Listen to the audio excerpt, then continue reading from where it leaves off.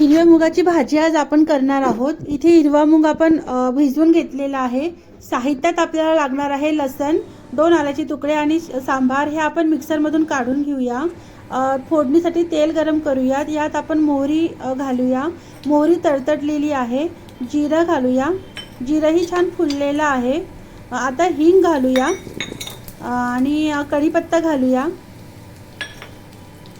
आणि आलं लसण आणि कोथिंबीरची पेस्ट घालूया। आपण 2 मिनिटं मसाला परतून घेऊया।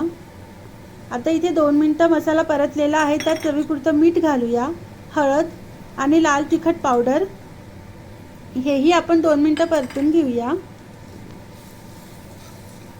आता भिजवून ठेवलेला हिरवा मूग घालूया।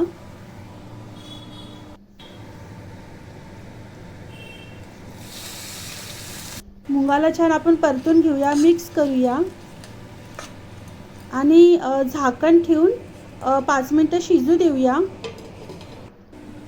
इथे 5 मिनिटं झालेले आहे। झाकण काढूया आणि आता पाहूया की मुगाला छान उकळी आलेली आहे। या स्टेपला अर्धा ग्लास पाणी घालूया आणि पुन्हा झाकण ठेवून आपल्याला उकळी येऊ द्यावी लागेल।